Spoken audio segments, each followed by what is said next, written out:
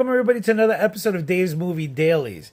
This is Dave D. Saints about to speak on another movie that I saw on March 21st, 2025. I remember I actually went to the movie theaters to watch this. Then I got a phone call and I got some bad news and I ended up leaving the movie theater, so I had to come back and rewatch it. It was called Locked, and it was directed by David Yarovesky. And it was based on an original film entitled 4x4, and it was actually done in Argentina. This starred Bill Skarsgård, who is known as Pennywise. And he's done a bunch of other movies. He was in John Wick Part 4. He was the villain in there. He was also the New Crow, which was a horrendous piece of crap.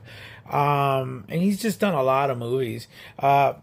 And Anthony Hopkins was the other person inside this movie.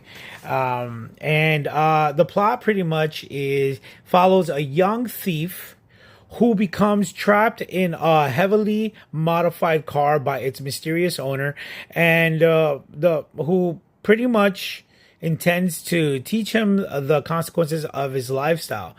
And he literally tortures the ever-living crap out of this guy while he's locked in his car. Again, this movie's not in the theaters. Most of the movies that I've spoken about today are not in the theaters anymore. You can find them on streaming sites and all that stuff. Again, this movie was not... you can't find anywhere. I was looking for it. I think maybe Fandango, maybe Prime, but these are for rent. I went to the movies, saw this movie. I said it again. I had to leave for a specific reason, but I ended up going back to finish watching it. The whole movie is pretty much him inside of a car, and the owner of the car pretty much torturing the ever living crap out of him because he tried to steal his car. So he has to he's suffering inside the car.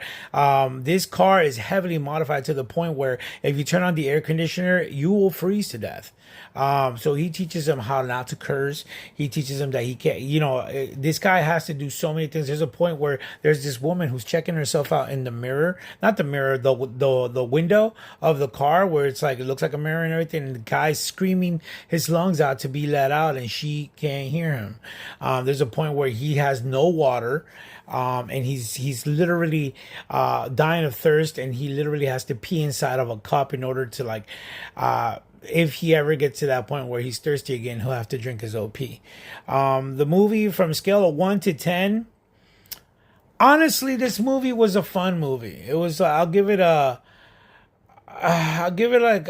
not a Academy Award winning movie, but I'm not gonna go by the lines of that. I'm gonna go into if I enjoyed it. I'll give it an 8, an 8.5. Why an 8.5? Well, it was fun. And why not a perfect score? I just thought that the reasoning for Anthony Hopkins to put this guy through this torture was ludicrous. It was a stupid idea, and then there was just a lot of stuff in this film that was non-believable. And on top, I know for a fact that people are gonna be like, "Well, these are movies, you're not supposed to be believable." But yeah, but when I go into a movie, I like to try to get lost in a movie. A lot of people be like, "Oh yeah, but this is not intended for you. Yeah, this is science fiction, all that stuff." Yeah, I get it, but if I'm going to a movie, I want to get lost in a film. I want to believe that it's believable. I want to, when I can see through something, I can see through it. Anthony Hopkins just had this horrible way of thinking that, he was going to torture this kid and he was going to change his whole life around. And in the end, Anthony Hopkins gets killed off. The guy comes out alive, and boom, that's pretty much it. The whole story was that the guy wanted to teach him a lesson, and then on top of it, he wanted to kill his daughter. I don't know. It was just a hot mess of a movie, but it was still fun. And I love Bill Skarsgård. I feel bad for him because he's been just getting all these movies that just pretty much have been bombing. The only thing that has actually been doing good was the